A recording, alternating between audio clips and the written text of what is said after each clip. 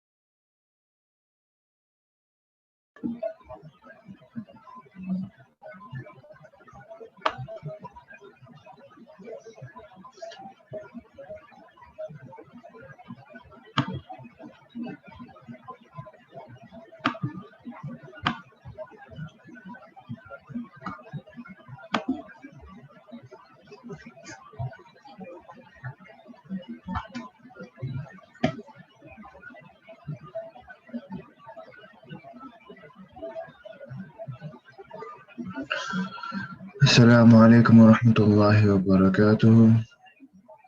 Alhamdulillahi Rabbil Alameen wa salatu wa salam ala Rasulihil Kareem. Amma ba'd. Inshallah, we'll be continuing on our Dora-e-Quran program, day 2, continuing with Juz 2 as well. Once again, our tartib for this daily program will be as follows. One juz in Arabic recitation, followed by the translation, and then inshallah we'll be mixing in some tafsir as well, some explanation, some stories, etc. So as for now, our timings will be 6 to 8 o'clock for our program. Inshallah, when Ramadan begins, we will start our classes at 5:30, and then we will end at 7:30. This way, inshallah, we have enough time for us to prepare and whatever it is that we need to do before iftar. Any questions that you may have will be answered at the end of the class, inshallah. And if you would like to email me any questions, any criticisms, or any advice that you would like to give, please feel free to do so. It would be very much appreciated. So yes, Jazakallah khair, and let's begin.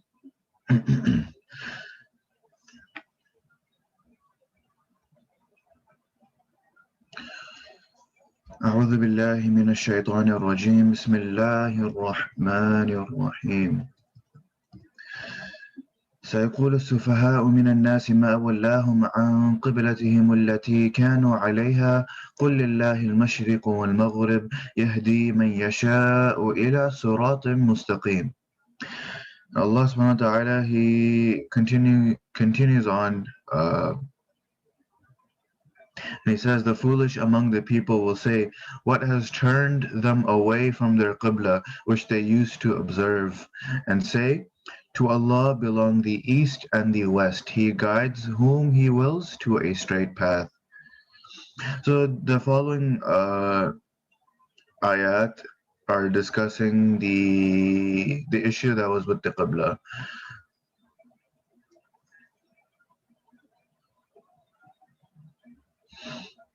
وكذلك جعلناكم أمة وسطا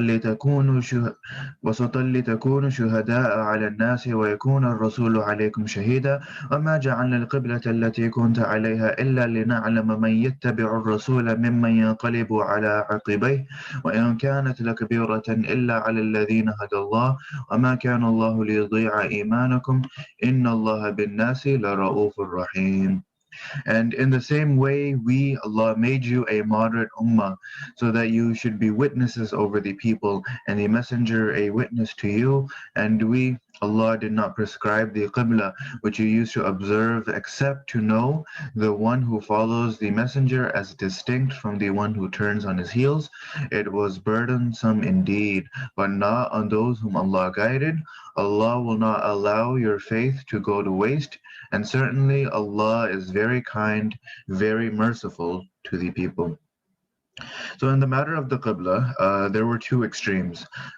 Some people, they didn't give any importance to any qibla, while some others took their qibla as having an inherent sanctity, that they were worshipping the qibla, or And so that they did not accept any change in it. They wanted whatever this qibla is, that's it. We won't have any change in our qibla. If even on the basis of divine revelation, so even when the Quran explicitly would say that there's a change in the qibla, there are some people that say, nope, this is our qibla and forever it will be our qibla. So in any case, our deen does confirm and does emphasize on a need for a qibla. This way, our ummah has one uniform orientation, that we are all facing one way. And at the same time, it believes that there is no direction of qibla that has an inherent sanctity. So it's special, but it's not so special that we believe we are praying to it. We pray towards it, but we do not pray to it.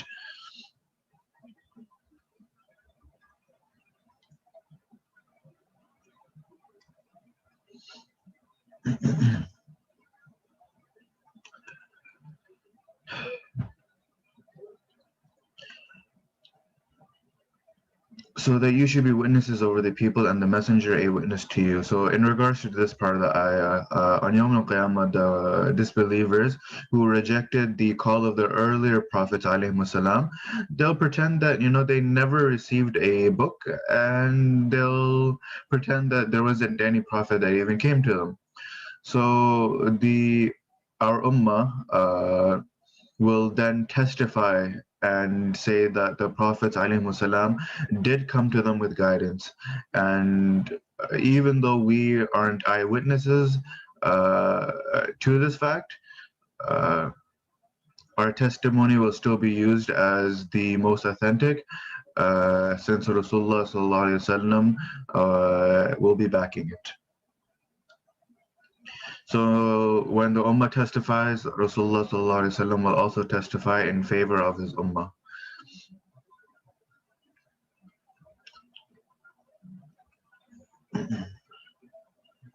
And in regards to the part of the ayah where the one who follows the messenger as distinct from the one who turns on his heels, this part of the ayah is in regards to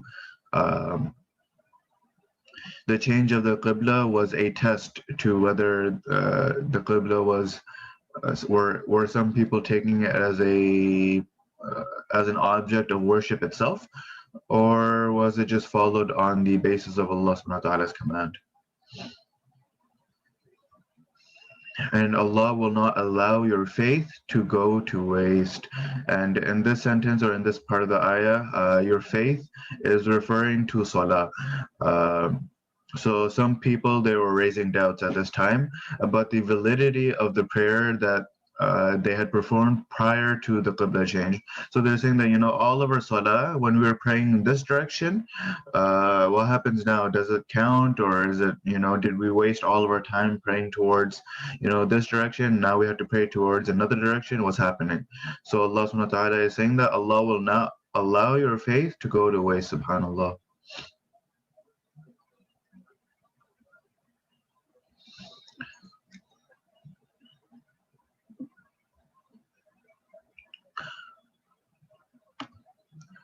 قد نرى تقلب وجهك في السماء فلنولينك قبلة ترضاها فول وجهك شطر المسجد الحرام وحيثما كنتم فولوا وجوهكم شطرة وإن الذين أوتوا الكتاب لا يعلمون أنه الحق من ربهم وما الله بغافل عما يعملون.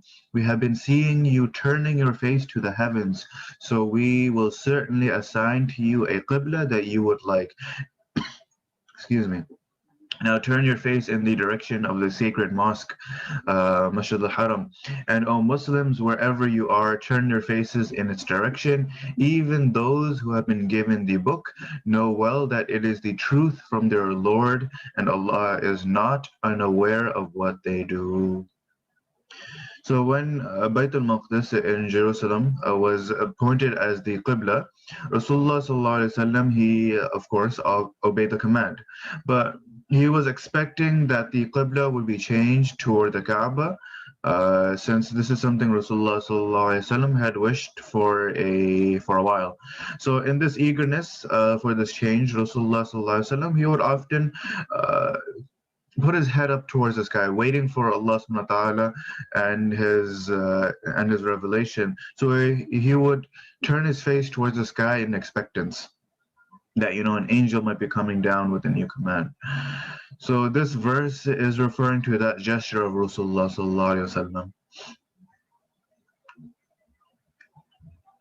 As for those who have been given the book, it is used by the Quran many times for the Jews and the Christians who were given the Torah and the Injil.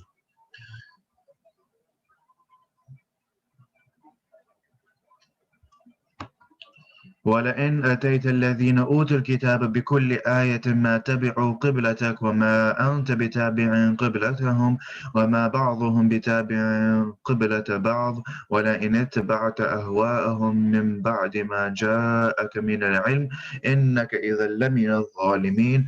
Even if you bring every sign to those who have been given the book, they would not follow your qibla, and you are not to follow their qibla, nor are they to follow each other's qibla. If you were to follow their desires despite the knowledge that has been come to you, you will then certainly be among the unjust.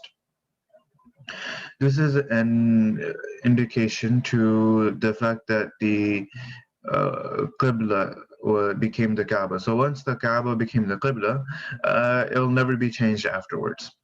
الذين آتيناهم الكتاب يعرفونه كما يعرفون أبناءهم وإن فريقا منهم لا يكتمون الحق وهم يعلمون. Those whom we have given the book recognize Rasulullah sallallahu alaihi wasallam as they recognize their own sons.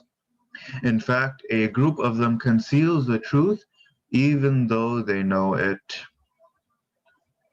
So this is in regards to those who have knowledge, the scholars of the earlier scriptures. They know the signs of the last prophet, since they are mentioned in their scriptures that they're so well versed in. And these signs are present or were present in Rasulullah sallallahu alaihi wasallam. So they knew that the last prophet was Rasulullah. And even though they recognize his prophethood, even though they recognize the signs, they just would not confirm it. They wouldn't tell anyone, or they would keep it to themselves because of their jealousy and their arrogance. As mentioned before, their jealousy was since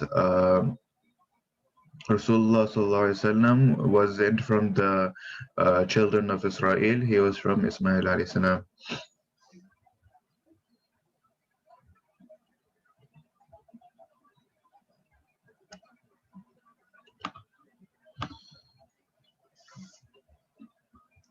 ولكل وجهة هو موليها فاستبقوا الخيرات أينما تكونوا يأتي بكم الله جميعا إن الله على كل شيء قدير. The truth is from your Rabb, so never be among those who doubt it. ومن حيث خرجت فولي وجهك شطر المسجد الحرام وإنه للحق من ربك وما الله بغافل عما تعملون. For everyone there is a direction to which he turns his face. Strive then to excel each other in good deeds. Wherever you are, Allah will bring you all together. Allah is certainly powerful over everything. So when Allah subhanahu wa ta'ala brings us all together, this refers to Yawm al-Qiyamah. And Allah reminds us constantly, right? He reminds us constantly about this fact so that we perform good actions. Okay? ومن حيث خرجت فولي وجهك شطر المسجد الحرام وإنه للحق من ربك وما الله بغافل عما تعملون. ومن حيث خرجت فولي وجهك شطر المسجد الحرام وحيثما كنتم فولوا وجوهكم شطرة لئلا يكون للناس عليكم حجة إلا الذين ظلموا منهم فلا تخشاهم واخشوني وليؤتم نعمتي عليكم ولعلكم تهتدون. And from wherever you set out, turn your face in the direction of Masjid al-Haram. And all Muslims, wherever you are, turn your faces in its direction, so that people should have no argument against you, except for those among them who are unjust. Do not fear them, but fear me, and so that I should perfect my blessings upon you, and that you may take the right path. So this is in regards to those Muslims that in case that they did not observe the commands of Allah, their enemies will have an opportunity to argue against them. that they themselves are not committed to their religion. So how could they call themselves to others? SubhanAllah, this is a very, very important point. That there's no point in calling towards other people towards your faith. It's no point, uh, all of this. These lectures, all of these da'wat, all of this tabligh, whatever it may be, unless you yourself aren't doing amal on it.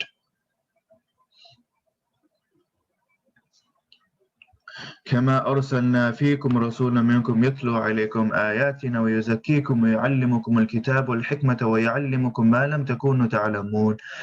As also we have sent in your midst a messenger from among you who recites to you our verses and purifies you and teaches you the book and the wisdom and teaches you what you did not know.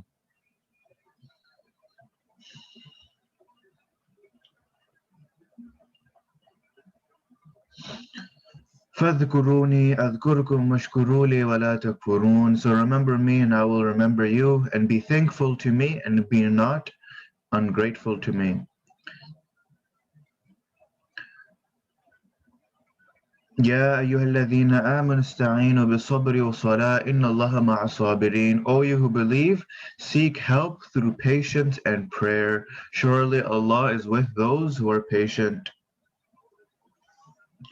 So the previous ayat, the previous verses have directed the Muslims so that they shouldn't be constantly arguing with the Jews about the Qibla. Instead, they should figure out what they should focus on themselves. Okay, they should attend their duties towards Allah, and then after that, in the course of their mission, they may face certain obstacles, they may face certain calamities.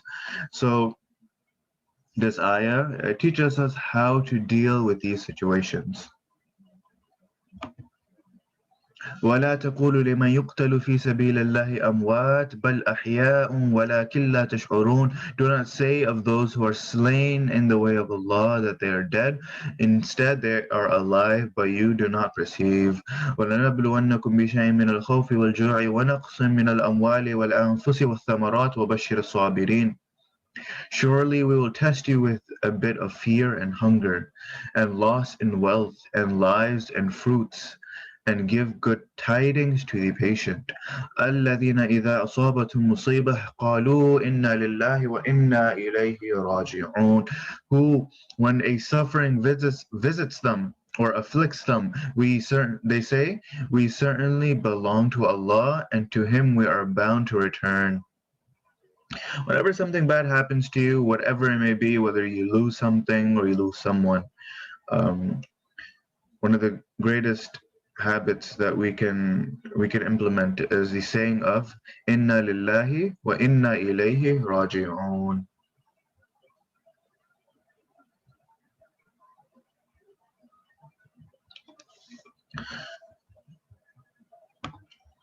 أولئك عليهم صلوات من ربهم ورحمة وأولئك هم المهتدون.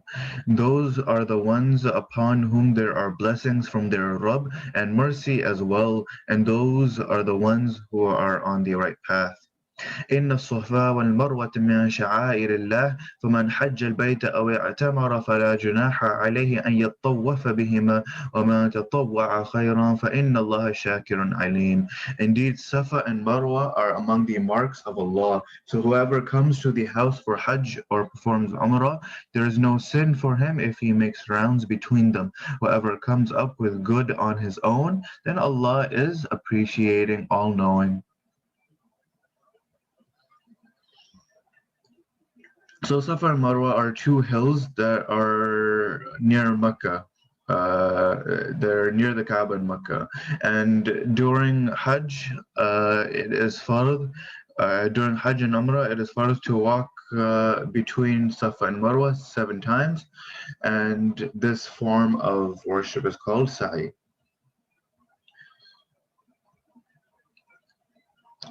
Hajj is, as we all know, is the 5th pillar. Is it the 5th? is one of the five pillars, and it is the pilgrimage consisting of different forms of worship performed during the 8th to the 13th of the month of Dhul Hijjah.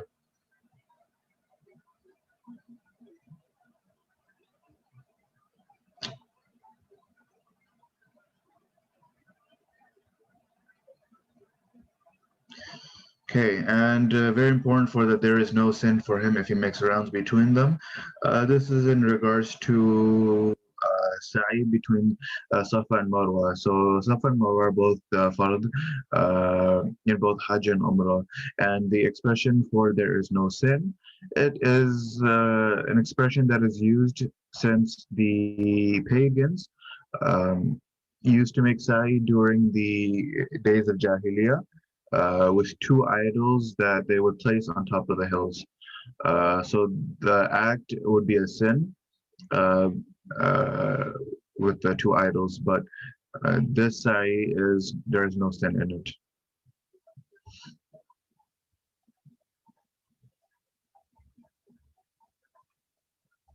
Okay, so just because the pagans used to do a similar practice, this sa'i is appointed as a worship for us during our Hajj and Umrah, and as such, it is not sinful to do so.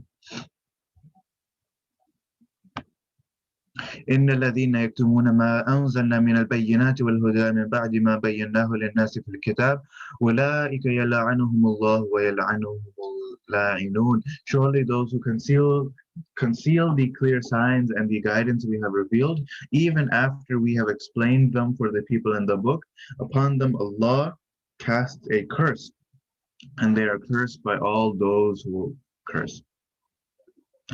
إلا الذين تابوا وأصلحوا وبينوا فأولئك أتوب عليهم وأنا التواب الرحيم. Yet those who repent and correct and declare what they used to conceal, their repentance is accepted by Allah, and Allah is the most relenting or the most forgiving, the most merciful. إن الذين كفروا وماتوا وهم كفار أولئك عليهم لعنة الله والملائكة والناس أجمعين. Indeed, those who disbelieved and died while they were disbelievers, upon them is a curse of Allah and of the angels and of all human beings together. خالدين فيها لا يخفف عنهم العذاب ولا هم ينظرون, in a way that they will remain in it forever. Neither the punishment will be lightened for them, nor will they be given any respite.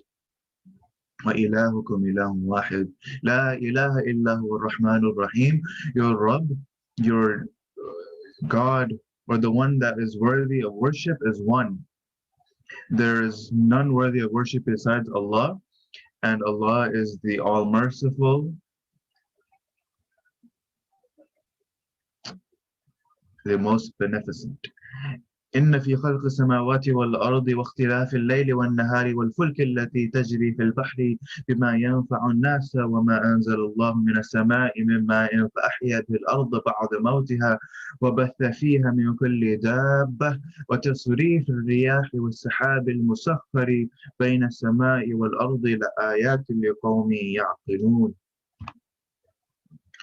Surely in the creation of heavens and earth and the alternation of the night and the day and the ships that sail in the sea carrying that which benefits men, and in the water Allah sent down from the sky, then revived with it the earth after it was dead, and in every creature Allah has scattered on it, and in turning of the winds and in the clouds employed to serve between heaven and earth, there are signs for those who have sense.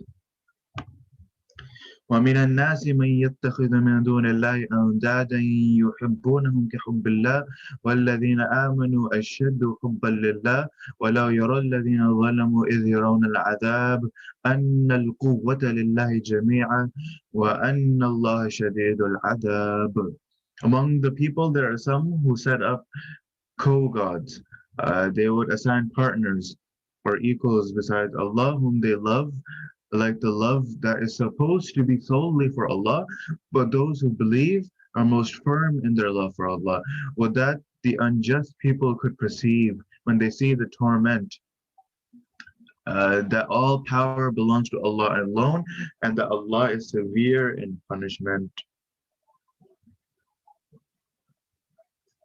So whenever there is a calamity, their so-called gods, they're not able to revert it. They're not able to do anything.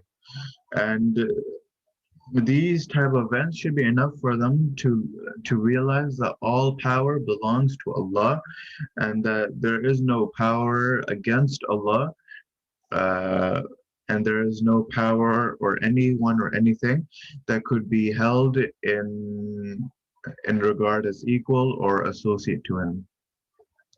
إذ تبرأ الذين تبعوا من الذين اتبعوا ورأوا العذاب وتقطعت بهم الأسباب. Imagine the time when those who are followed will disown their followers, and they will see the punishment, and the bonds between them will cut asunder.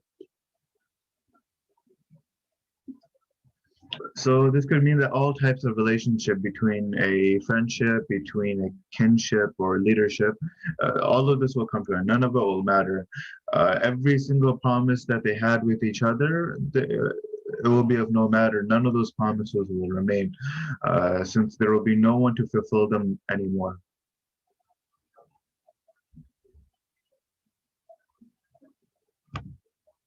وقال الذين اتبعوا لو أن لنا كرة فنتبرأ منهم كما تبرأوا منا كذلك يريهم الله أعمالهم حسرات عليهم وما هم بخارجين من النار.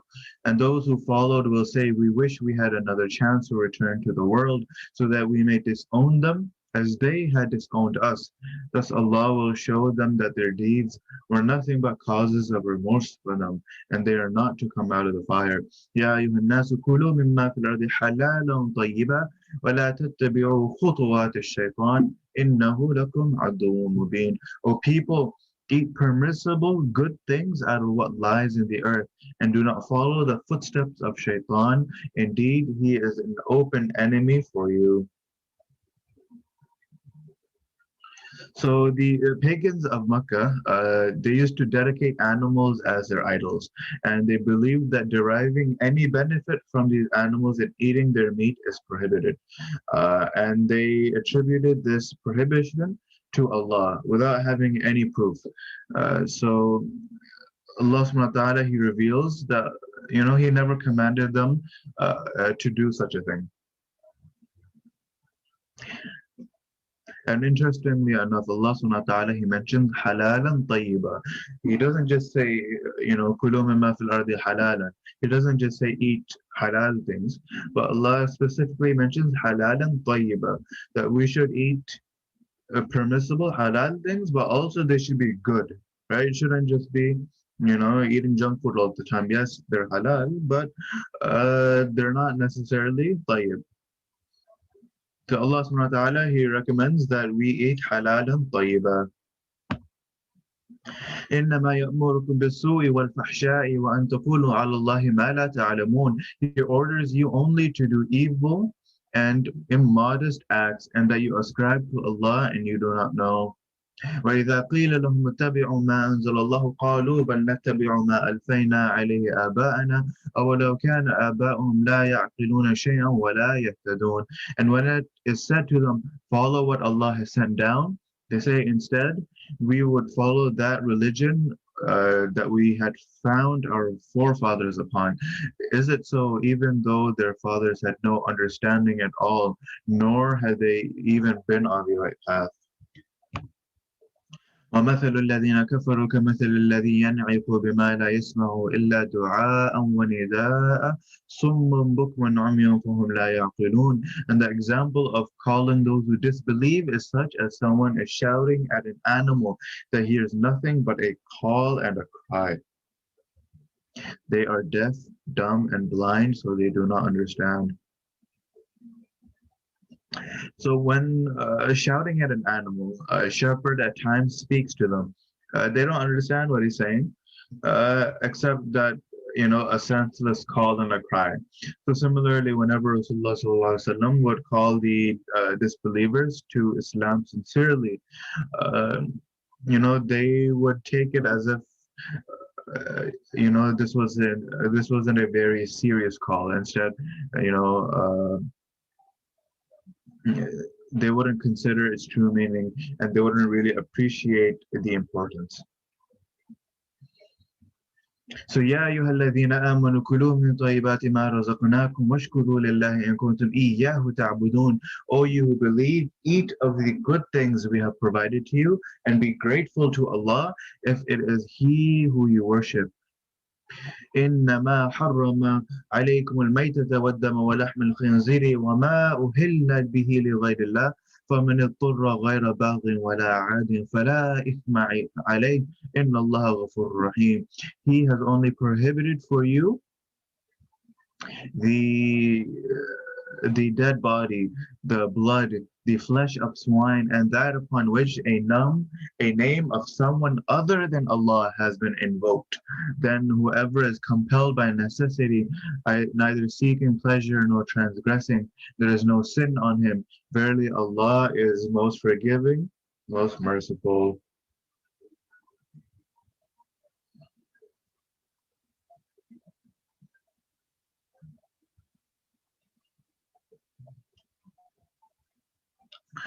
إن الذين يكتمون ما أنزل الله من الكتاب ويشترون به ثمنا قليلا أولئك ما يأكلون في بطونهم إلا النار ولا يكلمهم الله يوم القيامة ولا يزكيهم ولهم عذاب أليم. Verily, those who conceal the book Allah has revealed and earn thereby a small price, they eat nothing into their bellies but fire, and Allah will not speak to them on Yawm al-Qiyamah, nor will He purify them, and for them there is a painful punishment. أولئك الذين اشتروا الضلالة بالهدى والعذاب بالمغفرة فما أصبرهم على النار. And they are those who have brought the wrong way at the price of the right way, and punishment at the price of pardon. How well they endure the fire. ذلك بأن الله نزل الكتاب بالحق وإن الذين اختلفوا في الكتاب لفي شقاق بعيد. And all that is because Allah revealed the book with the truth, yet those who have opted for dissension about the book are in extreme division. ليس البر أن تولوا وجوهكم قبل المشرق والمغرب ولكن البر من آمن بالله واليوم الآخر والملائكة والكتاب والنبيين وآتى المال على حبه ذوي القربى واليتامى والمساكين وابن السبيل والسائلين وفي الرقاب وأقام الصلاة وآتى الزكاة والموفون بعهدهم إذا عاهدوا والصابرين في البأساء والضراء وحين البأس أولئك الذين صدقوا وأولئك هم المتقون. And righteousness is not that you turn your faces to the east and the west, but righteousness is that one believes in Allah and the last day and the angels and the book and the prophets, and gives wealth despite his love for it to his relatives, to his orphans, to the orphans, the helpless, the wayfarer, and to those who ask, and spends in freeing the slaves, and observes the salah and pays the zakah, and those who fulfill their promise when they enter into a promise, and of course those who are patient in hardship and suffering and when in battle, those are the ones who are truthful, and those are the God-fearing. So the Jews and the Christians, they were involved in controversy of the direction of the Qibla with such an enthusiasm as if the whole religion were confined to facing a particular direction. So after, refuting their standpoint in detail, the Quran reminds that righteousness is much wider than presumed by them, meaning that the importance of these good actions, uh, whether it be from salah, from zakah, sadaqah, helping out the helpless, fulfilling a promise, and being patient. These type of a'mal are far more righteous in the eyes of Allah than which is presumed by the disbelievers. So in this connection, the Quran mentions several branches of righteousness. And this type of subject will continue till the end of the surah, laying down certain rules, principles, and injunctions concerning different aspects of life. And some other subjects are mentioned as well. And when Allah subhanahu wa ta'ala says, of course, it's added to emphasize that, the Quran has given to asabirin by changing the case from nominative to objective, meaning that, those that are specifically just a specific amount of patient people, uh, في البأساء والضراء وحين البأس, or patient in hardship and suffering and when in battle.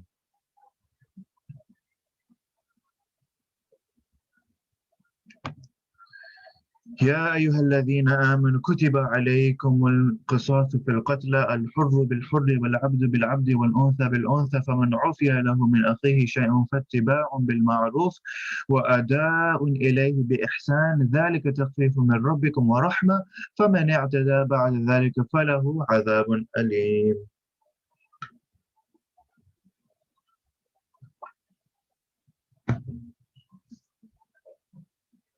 O you who believe, Qisas has been prescribed for you in the case of murdered people. The free man will be killed for the free man, the slave for the slave, and the female for the female. However, if one is somewhat forgiven by his brother, the recourse of the latter is to pursue the former for blood money with fairness, and the obligation of the former is to pay it to the latter in a nice way. That is a relief from your Rabb and a mercy. So whoever transgresses after all that, we will have a painful punishment. So qisas means that even in retaliation in offenses of murder or grievous hurts. Uh, so in this case, qisas is specifically referring to the case of murder. So when a free man has killed a free man, the murderer himself will be killed in qisas. So in regards to this, think of it as an eye for an eye. And if a slave has killed another slave, the former will be killed for the latter, and so on. So this rule was specifically mentioned here to nullify the former custom of the Arabs that was prevalent in the days of Jahiliyyah, where human beings were divided in different grades with regard to their tribal affiliations or to their social status. So if a slave belonging to a man of high status was killed by a slave of a lower status, the master of the victim demanded that he would kill a free man from the tribe of the killer in retaliation for his slave. And if a woman has killed another woman, his heirs demanded that they would kill a man from the tribe of the killer. So this rule was practiced to such an extent that in some cases, two men or even more were to be killed in retaliation for one single person, even though there was only one killer. So this verse was there to eradicate this custom by establishing a new rule that only one killer would be killed in qisas for the victim and not anyone else. Okay, so an eye for an eye. So it does not mean that the verse that a free man will be killed only when he kills a free man and not when he kills a slave. And it does not mean that a female will be killed in qisas only when she kills a woman. And it does not mean that when she kills a man and not when she kills a man or vice versa. Just a person for a person. And this really, really emphasizes how the Quran and Islam in reality really brings forth human equality, that no person is above another person, whether it be in social status or wealth or whatever the case may be, ethnic or race, culture, anything. A person is a person, and in whatever the case may be, if the qisas applies to you equally as it does to anyone else.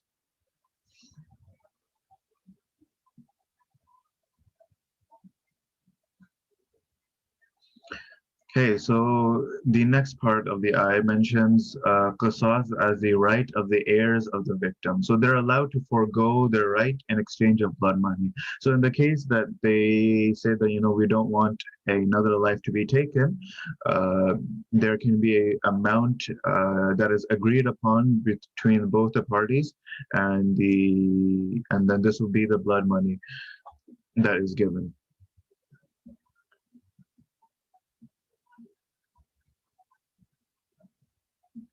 And so if this agreed amount this payment is agreed upon, then the heirs of the victim or the victim may pursue the killer for the amount, and the killer has to pay it nicely. There shouldn't be any harassment caused to them.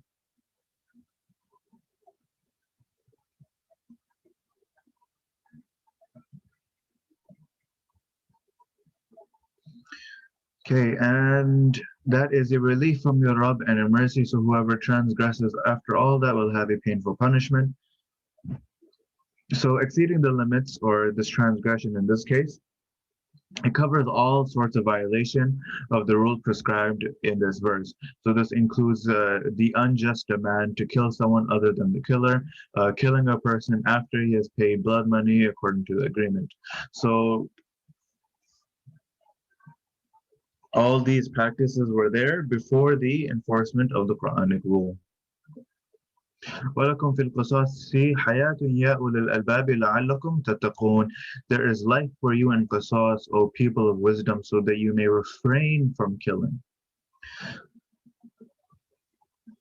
So just as in the Quran, it condemns the previous custom, right, that the Arabs had before the basis of equal qisas.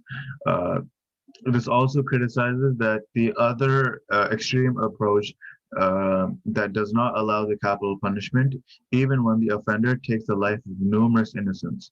So the Quran says the principle of qisas, by killing an offender ensures safety of life for innocent people, subhanAllah. In today's society, if a person commits murder or whatever, you give them a couple of years and let them go on and uh, let them continue doing what they do.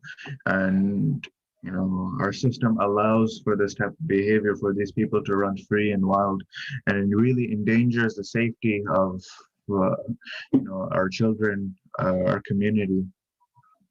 كتب عليكم إذا حضر أحدكم الموت إن ترك خيرا الوصية للوالدين والأقربين بالمعروف حقا على المتقين. It is enjoined upon you when death approaches any one of you and he leaves some wealth, that he must bequeath for the parents and the nearest of kin in the approved manner, being an obligation on the God-fearing.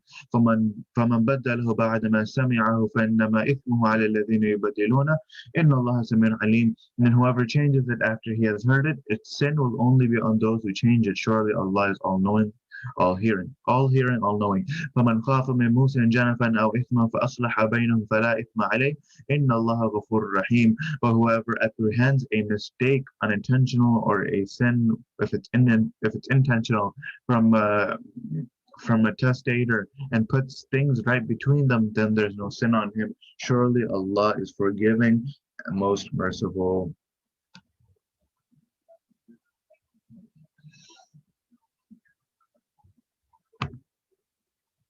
يا أيها الذين آمنوا كتب عليكم الصيام كما كتب على الذين من قبلكم لعلكم تتقون. Or you believe, the fasts have been enjoined upon you as they were enjoined upon those before you, so that you may be God-fearing. أيام معدودات فمن كان منكم مريضا أو على سفر فعدة من أيام أخر وعلى الذين يطيقونه فدية طعام مسكين فمن تطوع خيرا فهو خير له وأن تصوموا خير لكم إن كنتم تعلمون. For days few in number, however, should any one of you be sick or on a journey, then he should fast a number of other days equal to the missed ones. And those who have the strength, still they do not opt for fasting. On them there is a fidya, a compensation, that is the feeding of a poor person. Then whoever does good voluntarily, that is better for him. However, that you fast is better for you if only you knew. So fasts weren't just like, one day they're not fasting, the next day you got to fast the next 30 months. Sorry, the next 30 days. Uh, Islam wasn't just thrown at the Muslims of the day, right? They didn't just uh, you know have all of these laws, all of these practices just shoved in front of them, you know, uh, in a matter of a couple of days. In fact, it took several years, little by little, little by little, until the deen was complete after 20 years. So in any case, fasts were enjoined upon the Muslims in a gradual manner. To start with, they were ordered to keep fast only 3 days a month. Then came the command to fast the whole month of Ramadan, but an option was given in this verse. In this verse, that despite having strength to fast, if someone doesn't want to do it, then they could feed one person uh, instead of one fast. And then this concession was later abrogated, and those physically able to fast have no choice but to fast, as mentioned in the next verse.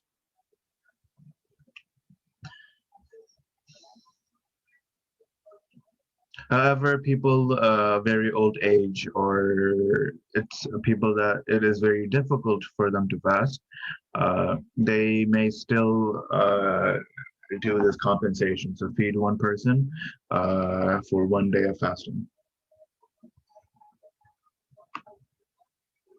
شهر رمضان الذي أنزل فيه القرآن هدى للناس وبينات من الهدى والفرقان فمن شهد منكم الشهر فليصم ومن كان مريضا أو على سفر فعدة من أيام أخر يريد الله بكم اليسر ولا يريد بكم العسر ولتكملوا العدة ولتكبروا الله على ما هداكم ولعلكم تشكرون.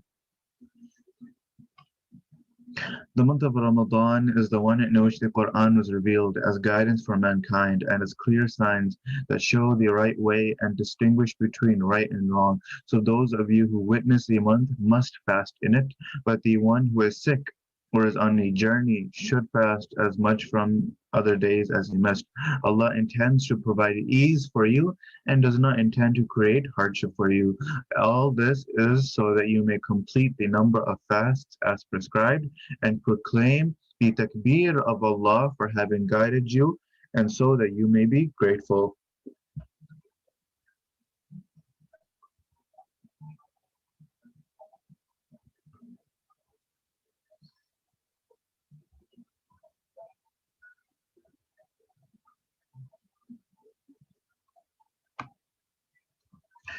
وإذا سألك عبادي عني فإني قريب أجيب دعوة الداعي إذا دعان فليستجيبوا لي وليؤمنوا بي لعلهم يرشدون.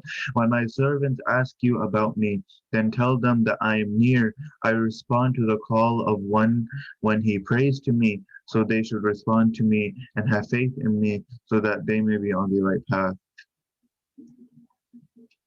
أحل لكم ليلة الصيام الرفث إلى نسائكم هن لباس لكم وأنتم لباس لهن علم الله أنكم كنتم تختانون أنفسكم فتاب عليكم وعفى عنكم فالآن باشروهن وابتغوا ما كتب الله لكم وكلوا واشربوا حتى يتبين لكم الخيط الأبيض من الخيط الأسود من الفجر ثم أتموا الصيام إلى الليل ولا تباشروهن وأنتم عاكفون في المساجد تلك حدود الله فلا تقربوها كذلك يبين الله آياته للناس لعلهم يتقون. It is made lawful for you in the nights of fast to have intercourse with your women. They are apparel for you and you are apparel for them. Allah knows that you have been betraying yourselves, so he relented towards you and pardoned you. So now you can have sexual intimacy with them and seek what Allah has destined for you, and eat and drink until the white thread of the dawn becomes distinct from the black thread. Then complete the fast up to the night. But do not have sexual intimacy with them while you are staying in the masajid or itikaf. These are the limits set by Allah, so do not go near them. So Allah manifests his signs to the people so that they may be God-fearing. So at an initial stage of the obligation of fasting Ramadan, eating, drinking, intercourse in the nights was allowed only before one slept. It was not allowed if one slept after the iftar, and this prohibition was on the basis of a direction given by Rasulullah. So some Sahaba radiallahu anhum, they faced hardship because of this prohibition, and some others had intercourse with their wives even after having a short nap, and then they started to feel guilty. So the words "you have been betraying yourselves" in this verse is referring to this event or these events.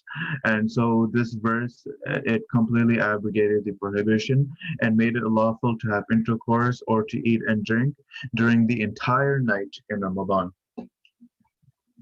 But during the day, it is not allowed. SubhanAllah, in Ramadan, those things that are lawful, those things that are halal, are made haram. So we should really take into consideration what about those things that were haram outside of Ramadan. How haram could they be, or would they be in Ramadan? ولا تقولوا ولا تأكلوا أموالكم بينكم بالباطل وتدلوا بها إلى الحكام لتأكلوا فريقا من أموال الناس بالإثم وأنتم تعلمون. Do not eat up each other's property by false means, nor approach with it the authorities to eat up a portion of the property of the people sinfully, while you know that you are unjust in doing so. يسألونك عن الأهلة قل هي مواقيت للناس والحج وليس البر بأن تأتوا البيوت من ظهورها ولكن البر من اتقى وأتوا البيوت من أبوابها واتقوا الله لعلكم تفلحون. They ask you about the new moons. Say they are indicative of time for the people and of the Hajj. It is not righteousness that you come into your houses from their backs, but righteousness is that one fears Allah. So come into houses through their doors and fear Allah so that you may be successful. So the pagans of Arabia, they used to perform Hajj, and it was that their custom that once they came out of their homes for Hajj and needed to come back to their homes for some reason, they held it impermissible to enter the home from its normal door. Instead, they would go to the backyard or the backside of the home.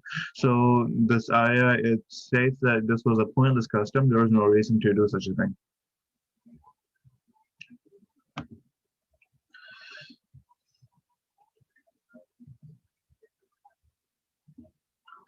وقاتلوا في سبيل الله الذين يقاتلونكم ولا تعتدوا إن الله لا يحب المعتدين.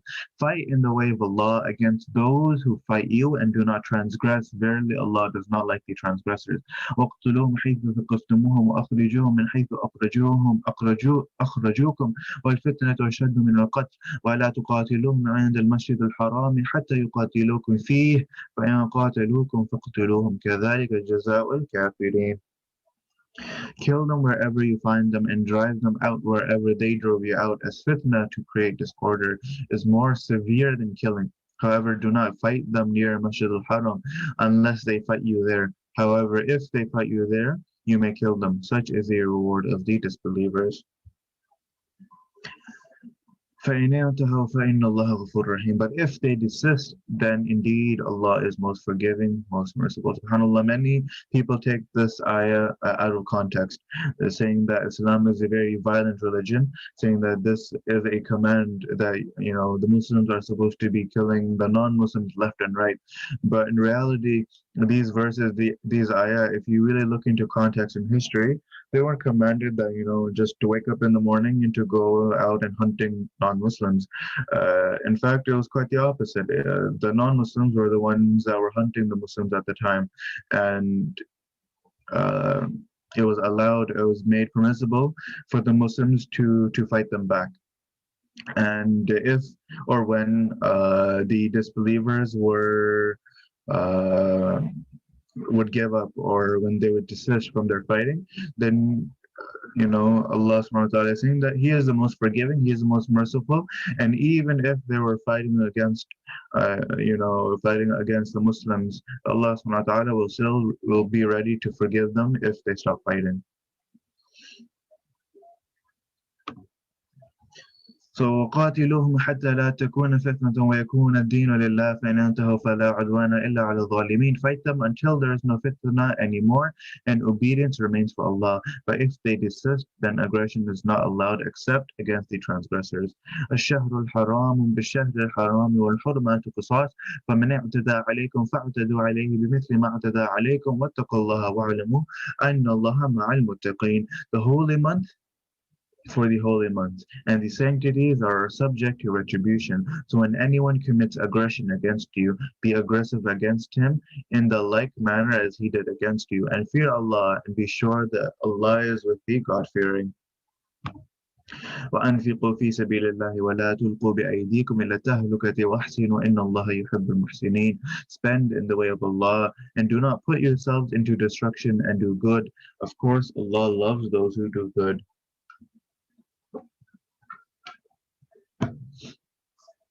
وأتموا الحج والعمرة لله فإن أحسرتم فما استيسر من الهدي ولا تحلقوا رؤوسكم حتى يبلغ الهدي محله فما كان منكم مريضا أو به أذى من رأسه ففدية من صيام أو صدقة أو نسك فإذا أمنتم فما تمتع بالعمرة إلى الحج فما استيسر من الهدي فمن لم يجد فصيام 3 أيام في الحج و7 إذا رجعتم تلك 10 كاملة ذلك لمن لم يكن أهله حاضر المسجد الحرام واتقوا الله واعلموا أن الله شديد العقاب. And complete or fulfill the Hajj and the Umrah for Allah. But if you are restricted, then sacrifice whatever animal of offering is available, and do not shave your heads until the offering reaches its place. But if anyone of you is ill or has some trouble with the scalp, then there is a ransom through fasting or almsgiving. And when you are safe, then whoever avails the advantage of the Umrah along with the Hajj shall make an offering of whatever animal is available. However, anyone who finds none shall fast for 3 days during Hajj and for 7 days when you return. Thus they are 10 in all. This is for him whose family folk are not residents of Masjid al-Haram. Fear Allah and be aware that Allah is severe in punishment. So once a person is in a state of ihram for performing Hajj or Umrah, he has to observe certain restrictions until he has completed the relevant rituals. But if he is prevented from entering into Makkah for some reason, the verse tells him how to come out of the state of ihram. So the rule that's mentioned here is that he should sacrifice any animal after which he will be out of ihram. Shaving one's head is not allowed in ihram, but after the sacrifice it becomes permissible. And if someone has to shave his head during the state of ihram for some valid reason, he has to fast or he would have to give sadaqah.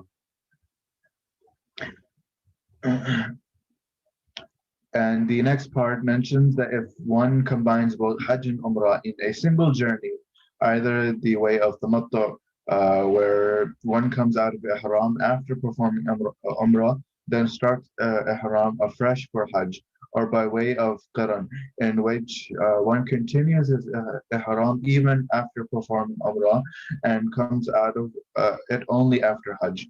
So he has to sacrifice an animal while the one who performs Hajj only or umrah only is not obligated to offer any sacrifice.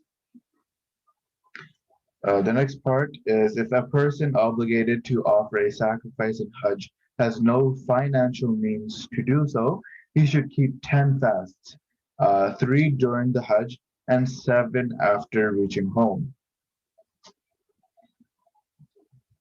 And the last part of the ayah for the family folk who are not residents is means that combining Hajj and Umrah is not allowed for people that live or people that reside in Makkah. This special mix is for those the foreigners that travel to Makkah just for Hajj or Umrah. الحج أشهر معلومات فمن فرض فيهن الحج فلا رفث ولا فسوق ولا جدال في الحج وما تفعل من خير يعلمه الله وتزودوا فإن خير الزاد التقوى واتقون يا أولي الألباب. The Hajj is to be performed in the months that are well known. So whoever undertakes in them, there should be no obscenity, no sin, no quarrel in the Hajj. Whatever good you do, Allah will know it. Take provisions along. For the merit of having provision is to abstain from begging, and fear me or fear Allah, O men of understanding. So some people, they wouldn't take any food with them during their journey for Hajj. They would believe that it's against the relying on Allah. So sometimes they used to beg on their way to Mecca, and the verse maintains that taking food along during pilgrimage is not against reliance on Allah, and that is much better than begging. This is very, very important to know as well. Some people believe that taking the help of others or doing things yourself independently isn't relying on or isn't relying on Allah, and therefore it is sinful. In fact, you should consider it the other way around, that it is all the reliance of Allah, as Allah subhanahu wa ta'ala is the one who provided us with these opportunities. Allah subhanahu wa ta'ala is the one who provided us with the means to be able to afford things for ourselves.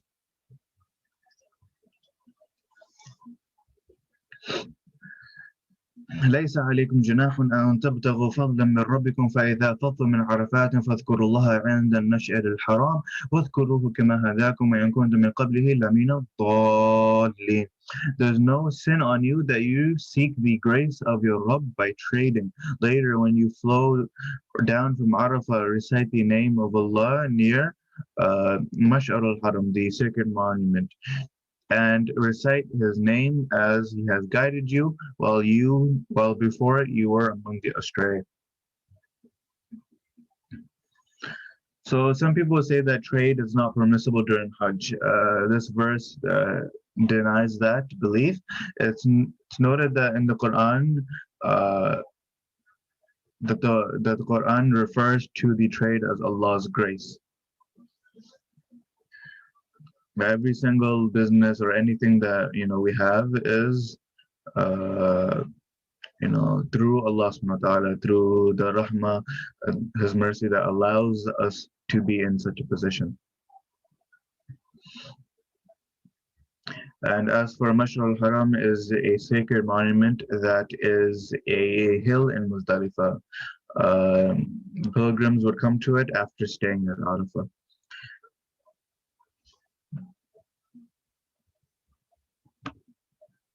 ثم أفيضوا من حيث أفاض الناس واستغفر الله إن الله غفور رحيم. Then flow down from where the people flow and seek forgiveness from Allah. Certainly Allah is most forgiving, most merciful. فإذا قضيتم مناسككم فاذكروا الله كذكركم آباؤكم أو أشد ذكرا فمن الناس من يقول ربنا آتنا في الدنيا وما له في الآخرة من خلاق.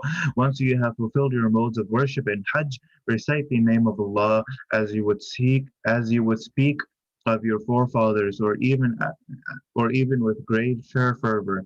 Now among the people there is one who says, our Lord, give to us in this world, and he has no share in the hereafter. ومنهم من يقول ربنا آتنا في الدنيا حسنة وفي الآخرة حسنة وقنا عذاب النار. Yet there is another among them who says, our Rabb, give us good in this world and good in the hereafter, and save us from the punishment of the fire. أولئك لهم نصيب مما كسبوا والله سريع الحساب. For them there is a share of what they have earned, and Allah is swift at reckoning. واذكروا الله في أيام معدودات فمن تعجل في يومين فلا إثم عليه ومن تأخر فلا إثم عليه لمن اتقى واتقوا الله واعلموا أنكم إليه تحشرون. Recite the name of Allah during the given number of days. Then whoever is early in leaving after 2 days, there is no sin on him, and whoever leaves later, there is no sin on him, if he is God-fearing. Fear Allah and be sure that you are going to be gathered before him. So this I refers to staying at Mina on the 10th, 11th, and 12th of the Hijjah. Staying the nights of the first 2 days is Sunnah, and performing Rami in the days of on the day of the 12th is obligatory, while staying the night of the 12th and performing Rami on the 13th is optional. Uh, so this is the meaning of the next sentence. Then whoever is early in leaving after 2 days, there's no sin on him, and whoever leaves after, there's no sin on him.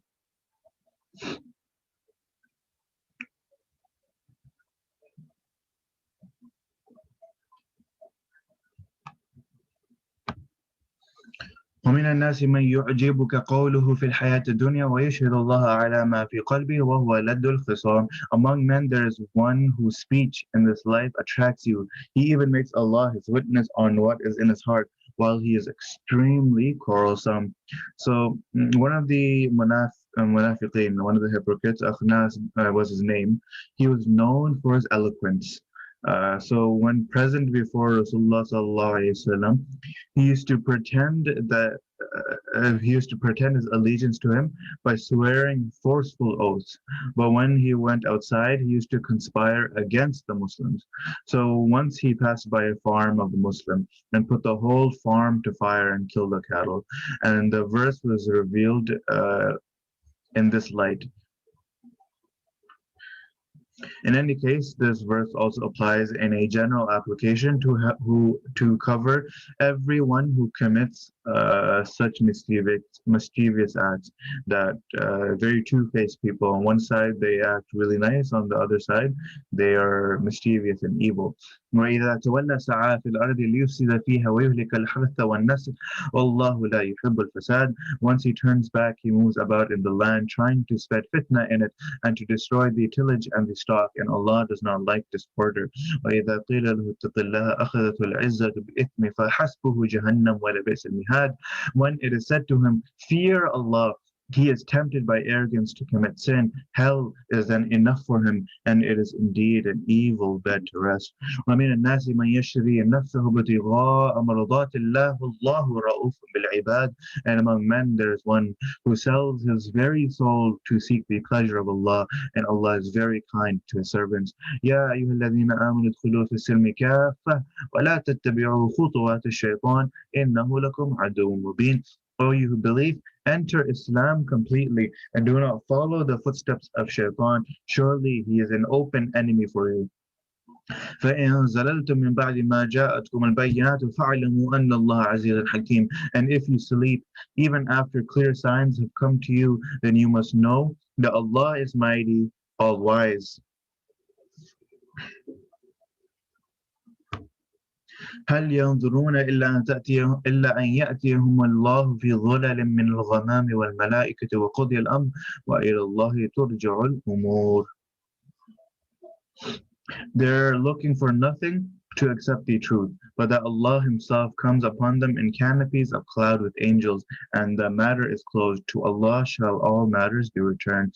سَلْ بَنِي إِسْرَائِيلَ كَمْ آتَيْنَاهُم مِّنْ آيَةٍ بَيِّنَةٍ وَمَنْ يُبَدِّلْ نِعْمَةَ اللَّهِ مِنْ بَعْدِ مَا جَاءَتْهُ فَإِنَّ اللَّهَ شَدِيدُ الْعِقَابِ. Ask the children of Israel, how many a clear sign we have given to them, and whoever changes the blessing of Allah after it has come to him, then Allah is severe in punishment.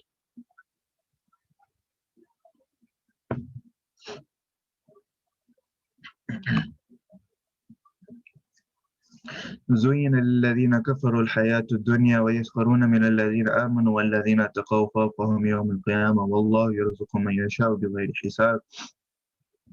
Adorned is the present life for those who disbelieve, and they laugh at those who believe, while those who fear Allah shall be above them on the day of resurrection.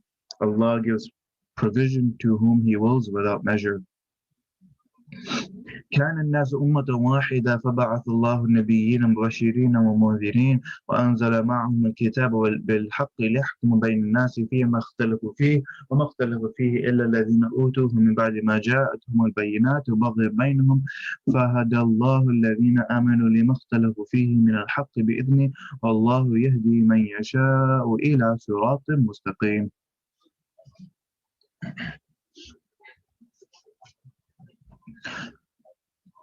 all men used to be a single ummah, on a single faith. Then after they differed in matters of faith, Allah sent prophets carrying good news and warnings, and sent down with them the book with the truth to judge between people in matters of their dispute. But if it was no other than those to whom the book was given who led by envy against each other, disputed it after the clear signs had come to them, then Allah, by His will, guided those who believed in the truth over which they disputed, and Allah guides whom He wills to the straight path. أم حسبتم أن تدخلوا الجنة ولما يأتكم مثل الذين خلوا من قبلكم مستهم البأساء والضراء وزلزلوا حتى يقول الرسول والذين آمنوا معه متى نصر الله ألا إن نصر الله قريب. ألا إن نصر الله قريب. Do you think that you will enter paradise while you have not been visited by difficult circumstances like those that were faced by the people who passed away before you? They were afflicted by hardship and suffering and were so shaken down that the Prophet and those who believed with him started saying, when will the help of Allah come? Then they were comforted by the Prophet, who said to them, behold, the help of Allah is near. يسألونك ماذا ينفقون قل ما أنفقتم من خير فللوالدين والأقربين واليتامى والمساكين وابن السبيل وما تفعلوا من خير فإن الله به عليم.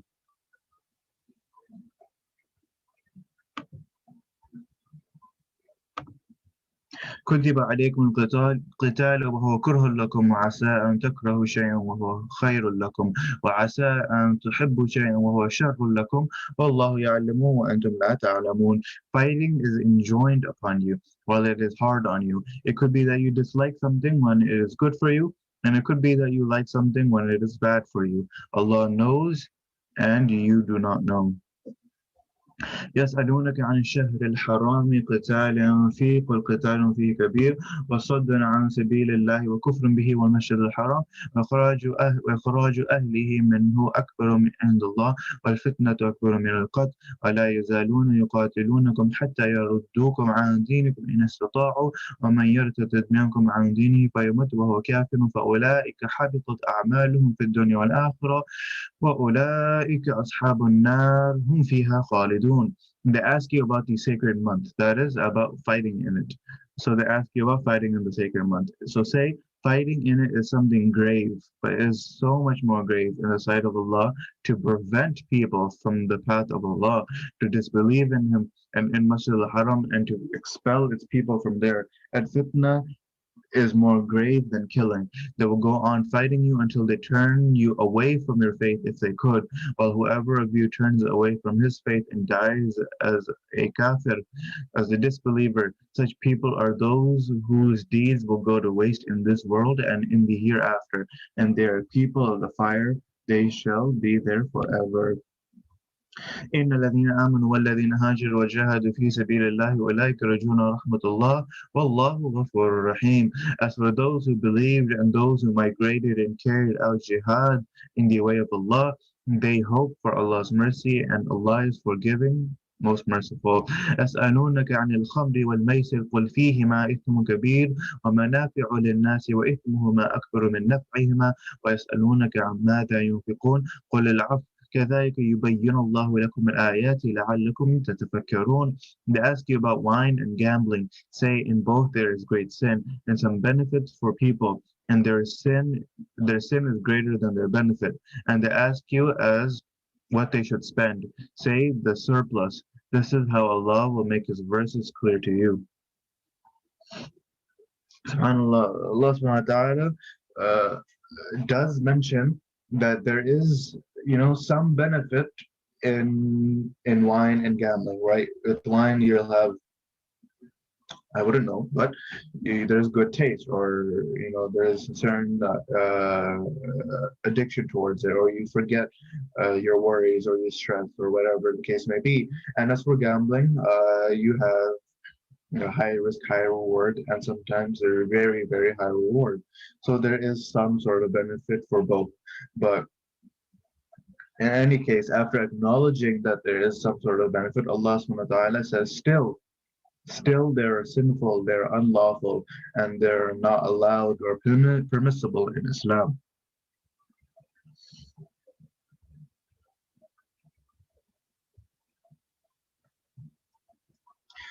In any case, the surplus that's mentioned here is that you spend the extra money that you don't need for yourself. Many of the Sahaba, they would just give every single thing that they had away, not leaving anything for themselves or their family. So Allah subhanahu wa ta'ala, He says that, have a balance, spend just the surplus, or spend whatever you're able to without bringing harm to yourself and your family. في الدنيا والآخرة ويسألونك عن اليتامى قل إصلاح لهم خير وإن تخالطوهم فإخوانكم والله يعلم المفسد من المصلح ولو شاء الله لعنتكم إن الله عزيز حكيم. On this world and the hereafter they ask you about the orphans. Say, to work for their good is good, and if you live with them jointly, they are, after all, your brothers. And Allah knows the one who makes mischief as distinct from the ones who promote good.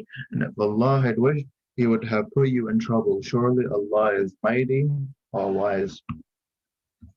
ولا تنكحوا المشركات حتى يؤمن ولأمة مؤمنة خير من مشركة ولو أعجبتكم ولا تنكحوا المشركين حتى يؤمنوا ولعبد مؤمن خير من مشرك ولو أعجبكم أولئك يدعون إلى النار والله يدعو إلى الجنة والمغفرة بإذنه ويبين آياته للناس لعلهم يتذكرون.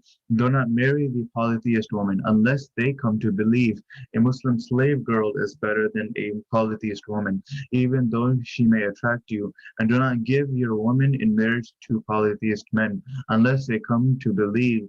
A Muslim slave is better than a polytheist, even though he may attract you. They invite to the fire when Allah invites by His will to Jannah, to paradise, and to forgive. And to forgiveness. He makes His verses clear to the people so that they may heed the advice. ويسألونك عن المحيض قل هو أذى فاعتزلوا النساء في المحيض ولا تقربوهن حتى يطهرن فإذا تطهرن فأتوهن من حيث أمركم الله إن الله يحب التوابين ويحب المتطهرين. They ask about menstruation. Say it is an impurity, so keep away from women during menstruation and do not have intimacy with them until they are cleansed. But when they are cleansed, then go to them where Allah has commanded you. Surely Allah loves those who are most repenting and loves those who keep themselves pure.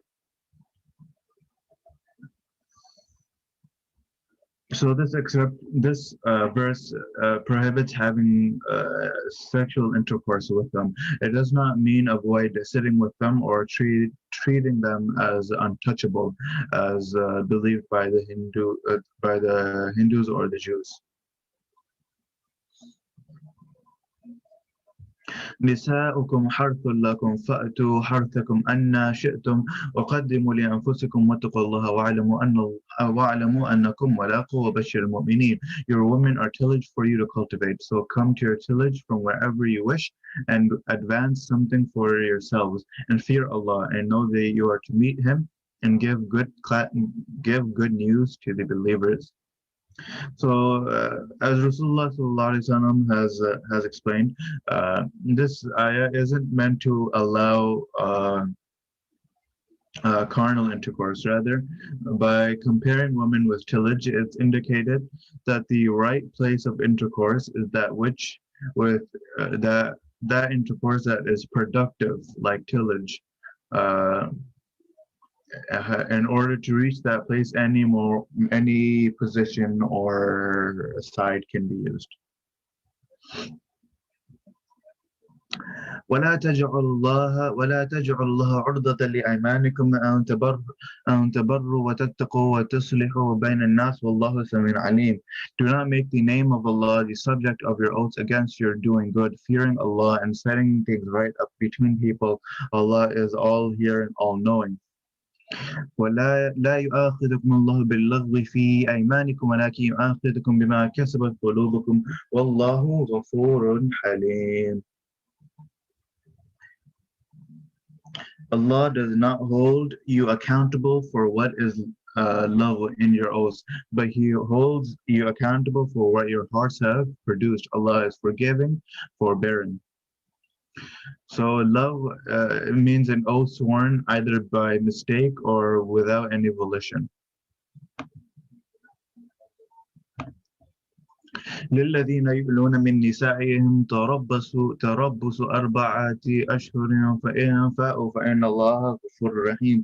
Those who swear to abstain from their wives have 4 months of waiting. Therefore, if they revert back, Allah is most forgiving, most merciful.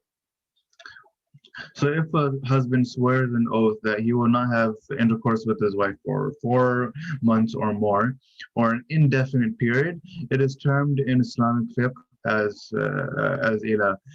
This verse lays down the rule that in this situation the husband has two options: either to break his oath by having intercourse with his wife before the 4 months and offer kafara of breaking the oath, an expiation, in which case the marriage will continue, or to abide by his oath, in which the case the wife will be deemed to have been divorced of the completion of 4 months. And this is to prevent the unjust custom uh, where the husbands, by swearing such an oath, violated the rights of a woman. They neither gave her due rights, nor did they divorce her to let her marry someone else. So if they revert back, Allah is most forgiving, means that if they break their oath by having intercourse with her, Allah will forgive the sin of oath breaking. وَإِنَّ عَزَمُوا الطَّلَاقَ فَإِنَّ اللَّهَ سَمِيعٌ عَلِيمٌ. And if they resolve to divorce, Allah is all hearing, all knowing. والمطلقات يتربصن بأنفسهن 3 قروء ولا يحل لهن أن يكتمن ما خلق الله في أرحامهن إن كن يؤمن بالله واليوم الآخر وبعولتهن أحق بردهن في ذلك إن أرادوا إصلاحا ولهن مثل الذي عليهن بالمعروف وللرجال عليهن درجة والله عزيز حكيم. Divorced women shall keep themselves waiting for 3 periods, and it is not permissible for them to conceal what Allah has created in their wombs. If they believe in Allah and in the last day, their husbands are best entitled to take them back in the meantime. If they want a settlement, women have rights similar to what they owe in recognized matter, though for women there is a step above them. Allah is mighty, all wise.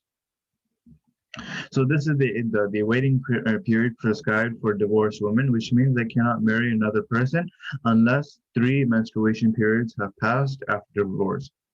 So one of the objectives of this waiting period is that if the woman is pregnant, her pregnancy is discovered, in which case she will have to wait until she delivers the baby. Therefore, the verse has warned her that she should not conceal her pregnancy or menstruation, as the case may be. الطلاق مرتان فإمساك بمعروف أو تسريح بإحسان ولا يحل لكم أن تأخذوا مما آتيتموهن شيئا إلا أن يخافا ألا يقيما حدود الله فإن خفتم ألا يقيما حدود الله فلا جناح عليهما فيما افتدت به تلك حدود الله فلا تعتدوها ومن يتعدى حدود الله فأولئك هم الظالمون. So divorce is twice, then either to retain in all fairness or to release nicely.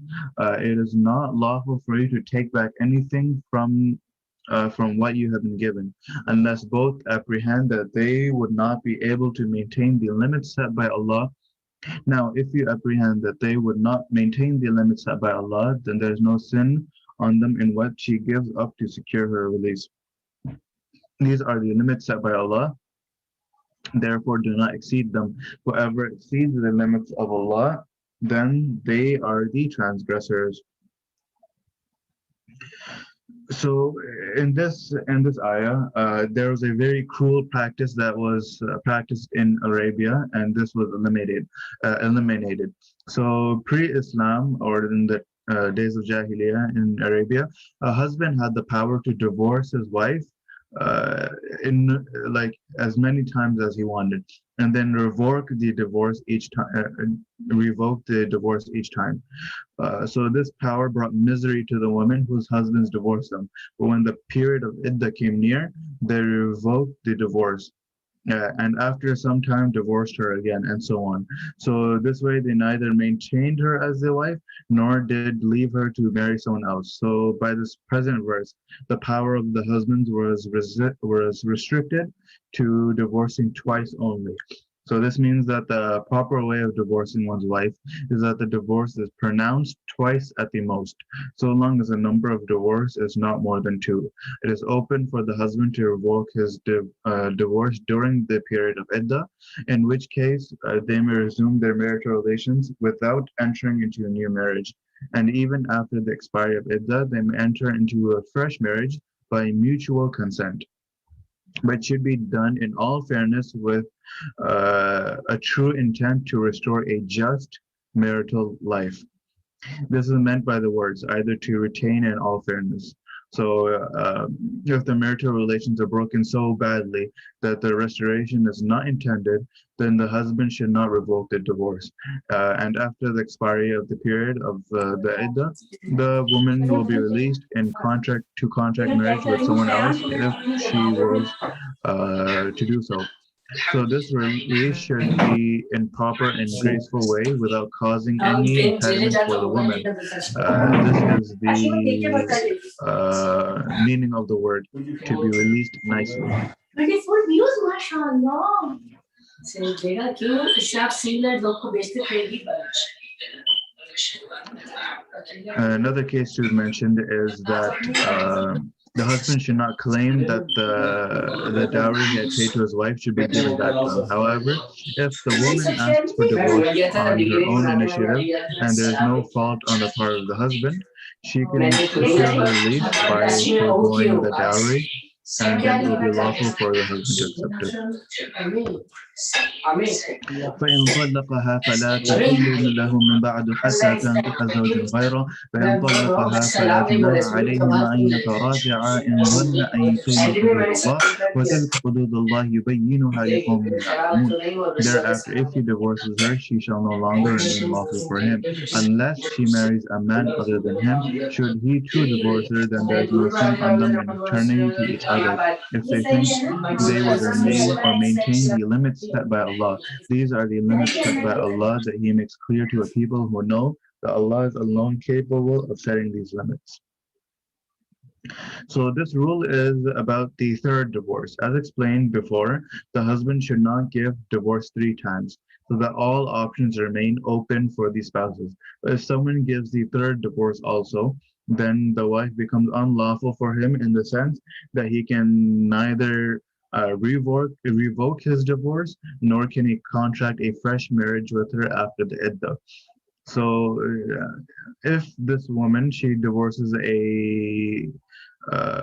another person, and that person also divorces her on his own accord for whatever reason, then she may contract a fresh marriage with the first husband, if she so wills. But it should also be noted that any stipulation of divorce when marrying the third person is a grave sin.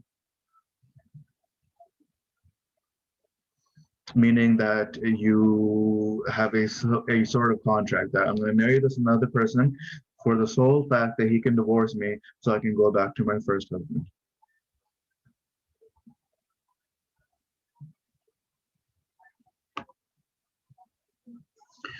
وإذا طلقتم النساء فبلغن أجلهن فأمسكوهن بمعروف أو سرحوهن بمعروف ولا تمسكوهن ضرارا لتعتدوا ومن يفعل ذلك فقد ظلم نفسه ولا تتخذوا آيات الله هزوا واذكروا نعمة الله عليكم وما أنزل عليكم من الكتاب والحكمة يعظكم به واتقوا الله واعلموا أن الله بكل شيء عليم.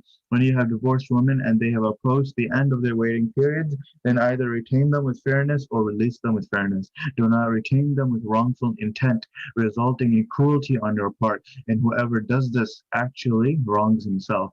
Do not take the verses of Allah in jest, and remember the grace of Allah on you and what He has revealed to you of the book and the wisdom, giving you good counsel thereby, and fear Allah, and be sure that Allah is the one who knows everything.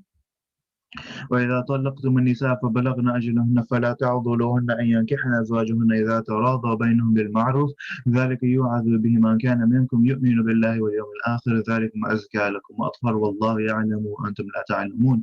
When you have divorced women and they have reached the end of their waiting period, do not prevent them from marrying their husbands when they mutually agree with fairness. Thus, the advice is given to every one of you who believes in Allah and in the hereafter. This is more pure and clean for you. Allah knows and you do not know.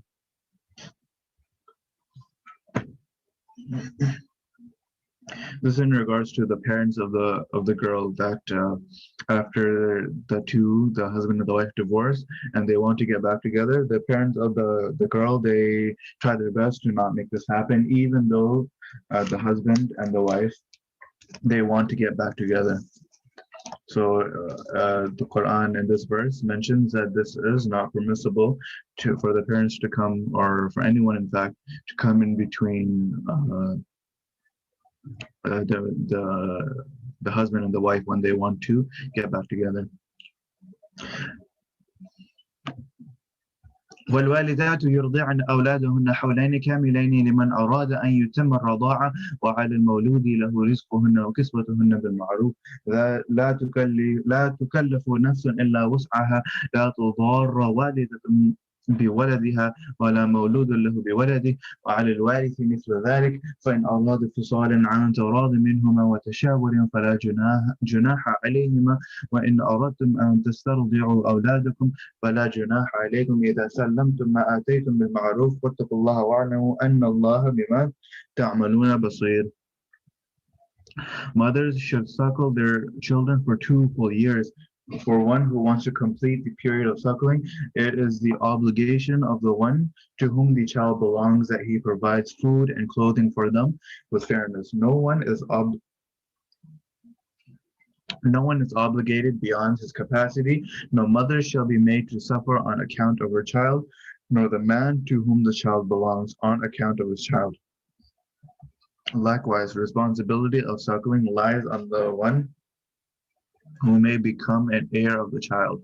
Now, if they want to wean with mutual consent and consultation, there is no sin on them. And if you want to get your children suckled by a wet nurse, there is no sin on you when you pay off what you are to give with fairness and fear Allah, and be assured that Allah is watchful of what you do. So the sense is that the mother should not be forced to suckle if she has a valid excuse. Similarly, the father too should not be forced to hire a wet nurse if he is unable to do so and the mother is able to suckle.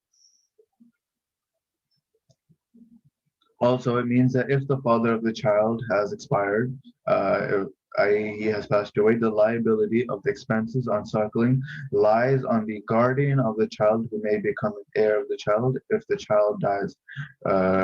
This reference to his being an heir of the child is to indicate that benefits are always tied up with obligations. The one who gets some benefit should also bear some liabilities.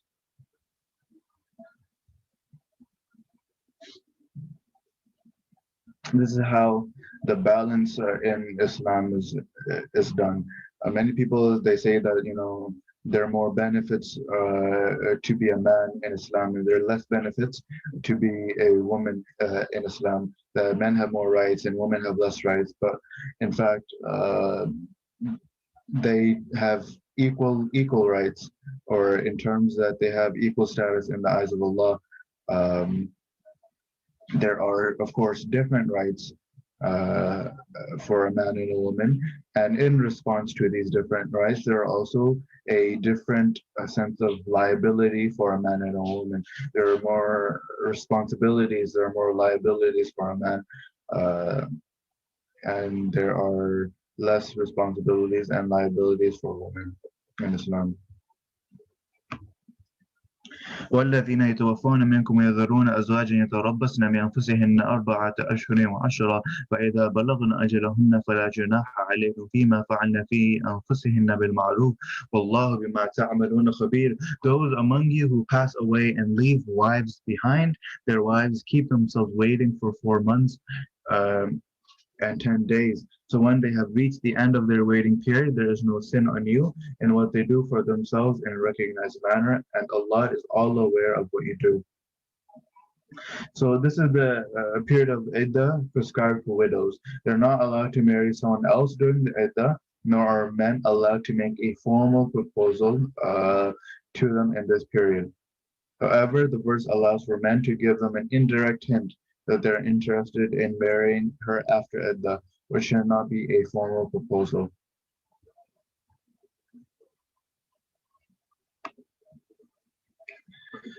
ولا جناح عليكم فيما عرضتم به من خطبة النساء أو أكننتم في أنفسكم وعلم الله أنكم ستذكرونهن ولكن لا توعدوهن سرا إلا أن تقولوا قولا معروفا ولا تعزموا عقدة النكاح حتى يبلغ الكتاب أجله واعلموا أن الله يعلم ما في أنفسكم فاحذروه واعلموا أن الله غفور حليم. There's no sin on you if you hint as a proposal to the woman or conceal it in your hearts. Allah knows that you will make mention of them, but do not make a promise to them secretly, except that you speak in a recognized manner, nor resolve upon a contract of marriage until their prescribed time is reached. Be assured that Allah knows what is in your hearts, so fear Allah and be assured that Allah is most forgiving, most forbearing. لا جناح عليكم إن طلقتم النساء ما لم تمسوهن أو تفرضوا لهن فريضة ومتعوهن على الموسع قدره وعلى المقتر قدره متاعا بالمعروف حقا على المحسنين. There is no liability of the dowry on you if you divorce women when you have not yet touched them, nor fixed for them an amount. So give them a gift, a rich man according to his means, and a poor man according to his means, a benefit in the recognized manner and obligation on the virtuous. So in this particular case, no dowry is to be paid to his wife. However, it is obligatory on the husband to give her a gift. The nature and the value of this gift is not determined in the Quran as a fixed amount. Instead, it is a variable ratio that is left to the husband to choose according to his financial status. So it should not be less than one set of full dress, as ruled by Abdullah bin Abbas radiallahu anh. And this opinion is also accepted by most fuqaha as well. So this gift is compulsory if the wife is divorced before having any privacy with her, when no dowry has been fixed at the time of marriage. But in all cases where payment of dowry is necessary, an additional gift is also commendable, but it is not obligatory. وإن طلقتموهن من قبل أن تمسوهن وقد فرضتم لهن فريضة فنصف ما فرضتم إلا أن يعفون أو يعفو الذي بيده عقدة النكاح وأن تعفوا أقرب للتقوى ولا تنسوا الفضل بينكم إن الله بما تعملون بصير. If you divorce them before you have touched them, while you have already fixed for them an amount of dowry, then there is one half of what you have fixed, unless they forgive or forgives the one whose hand lies the marriage tie. And it is closer to taqwa that you forgive and do not forget to be graceful to one another. Surely Allah is watchful of what you do. When a dowry has been fixed at the time of the marriage and the husband divorced the wife before having any relation with her, half of the stipulated dowry is still the obligation of the husband unless the wife forgives it with her free will. If the husband has already paid the full dowry to her, he is though entitled in this particular case to claim half of it back. He can forego this right by not claiming any amount as well. So this verse says that it is closer to righteousness and preferable that the husband forgoes his right.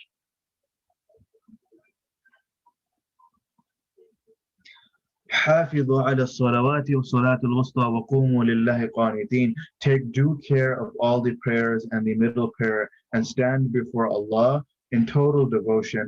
فإن خفتم فرجالا أو ركبانا فإذا أمنتم فاذكروا الله كما علمكم ما لم تكونوا تعلمون. But if you are in fear, then pray on foot or riding. But when you are in peace, recite Allah's name as He has taught you what you do not know.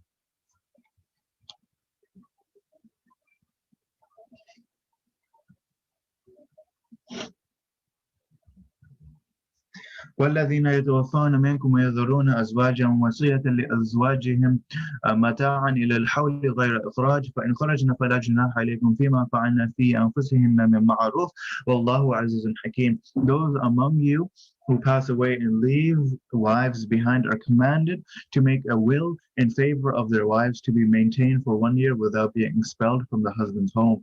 And if they move out, there is no sin on you in what they have done for themselves according to the fair practice. Allah is Almighty, All-Wise.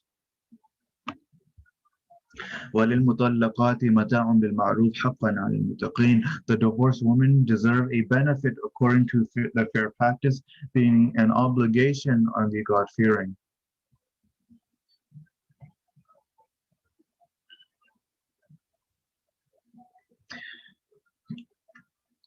كذلك يبين الله لكم آياته لعلكم تعقلون. And this is how Allah has made His verses clear to you so that you may understand. ألم تر إلى الذين خرجوا من ديارهم وهم ألوف حذر الموت فقال لهم الله موتوا ثم أحياهم إن الله لذو فضل على الناس ولكن أكثر الناس لا يشكرون. Have you not seen those who left their homes while they were in thousands to escape death? So Allah said to them, be dead. Then He raised them alive. Surely Allah is gracious to people, but most of the people are not grateful. So the next few verses are meant to persuade the Muslims to carry out jihad. Since the main obstacle in this way may be the fear of death. The subject started by saying that life and death are subject to Allah's will and decree. So if someone escapes the apparent cause of death, he may still die if Allah wills. On the other hand, if someone is in these jaws of death, he can still live long if Allah so decides. Therefore, when jihad is necessitated by Allah's command, one should not escape from it in fear of death. In order to establish this fact, this verse or this ayah has referred to an event in which some people left their homes in fear of death, but they still face death anyway in Allah's command.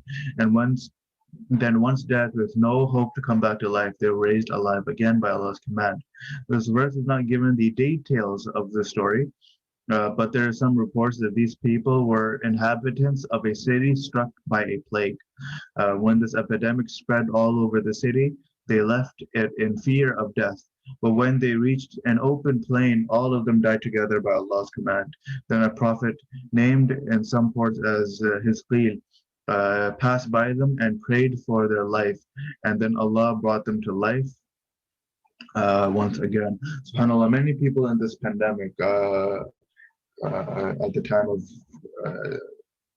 this episode or this recording, whatever the case may be, many people during the pandemic are thinking or have already thought about fleeing towards another place, either it be Pakistan or whatever the case may be. They believe that they'll be able to run away from death, or they'll be able to run away from the fitna, or they'll be able to run away from Allah's decree. But in reality, whether you die in that place or another place, it's all the decree by Allah subhanahu wa ta'ala. There's no point in you from running away from your death. And if Allah has decreed for you to die when and where, that is exactly where you will die. In any case, that is something to remember, because instead of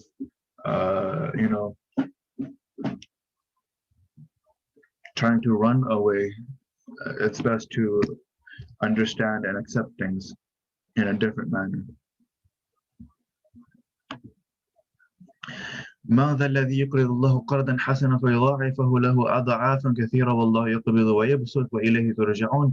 Who is the one who would give Allah a good loan so that Allah multiplies it for him many times? Allah withholds and extends, and to him you are to be returned. So since jihad requires finance, this verse, it urges the Muslims on spending their wealth for this cause.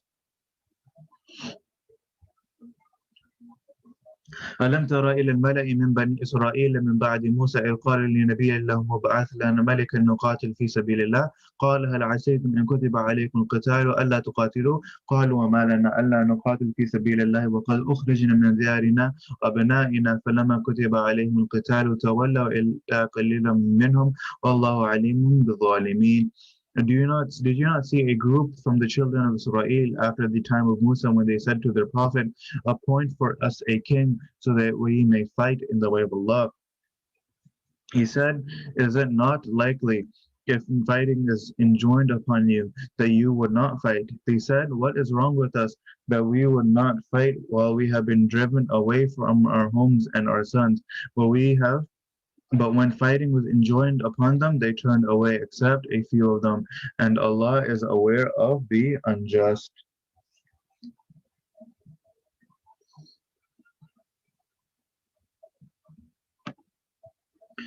وقال لهم نبيهم إن الله قد بعث لكم طالوت ملكا قالوا أن يكون له الملك علينا ونحن أحق بالملك منه ولم يؤت سعة من المال قال إن الله اصطفاه عليكم وزاده بسطة في العلم والجسم والله يؤتي ملكه من يشاء والله واسع عليم. Their prophet said to them, Allah has appointed Talut as a king for you. They said, how could he have kingship over us when we are more entitled to the kingship than him? He has not been given affluence and wealth. He said, Allah has chosen him over you and has increased his stature in knowledge and physique. And Allah gives his kingship to whom he wills. Allah is all embracing, all knowing. وقال لهم نبيهم إن آية ملكه أن يأتيكم التابوت فيه سكينة من ربكم وبقية مما ترك آل موسى وآل هارون تحمله الملائكة إن في ذلك لآية لكم إن كنتم مؤمنين. Their prophet said to them, the sign of his kingship is that the ark shall come to you, carried by the angels, having therein tranquility from your Rabb, and the remains of what the house of Musa and the house of Harun had left. Surely in it there is a sign for you, if you are believers. فلما فصل طالوت بالجنود قال إن الله مبتليكم بنهر فمن شرب منه فليس مني ومن لم يطعمه فإنه مني إلا من اغترف غرفة بيده فشربوا منه إلا قليلا منهم فلما جاوزه هو والذين آمنوا معه قالوا لا طاقة لنا اليوم بجالوت وجنوده قال الذين يظنون أنهم ملاقوا الله كم من فئة قليلة غلبت فئة كثيرة بإذن الله والله مع الصابرين. So when Talut set out along with the troops, he said, Allah is going to test you by a river. So whoever drinks from it is not my man, and whoever does not taste it is surely a man of mine, except the one who scoops a little with his hand. Then they drank from it except a few times. So when the river was crossed by him and those who believed with him, they said, there is no strength with us today against Jalut and his troops.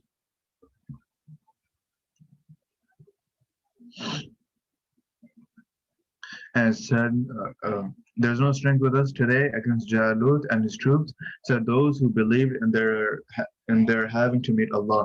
How many small groups have overcome large groups by the will of Allah? Allah is with those who remain patient. ولما برزوا لجالوت وجنوده قالوا ربنا أفرغ علينا صبرا وثبت أقدامنا وانصرنا على القوم الكافرين. And when they faced Jalut and his troops, they said, our Lord, pour out endurance on us, make firm our feet, and help us against the disbelieving people. فهزموهم بإذن الله وقتل داوود جالوت وآتاه الله الملك والحكمة وعلمه مما يشاء ولولا دفع الله الناس بعضهم ببعض لفسدت الأرض ولكن الله ذو فضل على العالمين.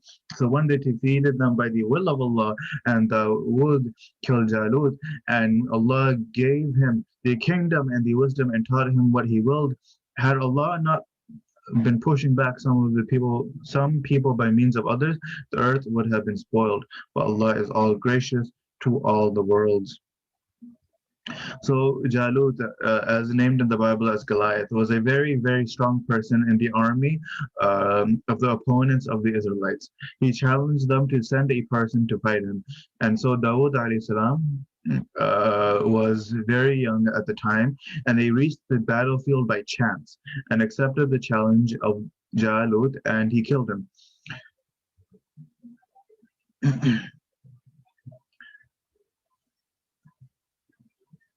The details about this fight you can find in other historical narrations and also in the Bible as well. Bible, I believe, in Samuel in chapter 16 to 17. تلك آيات الله نتلوها عليك بالحق وإنك لمن المرسلين. These are the verses of Allah that we recite to you, O Prophet, with all veracity, and certainly you are among the messengers. Sadaqallahu al-Azim. So again, Jazakallah khair for attending today's class. We have just finished our second juz. Inshallah, tomorrow we will continue with the third juz. So again, Jazakallah khair. May Allah subhanahu wa ta'ala forgive us and reward us for our efforts. Assalamu alaikum wa rahmatullahi wa barakatuh.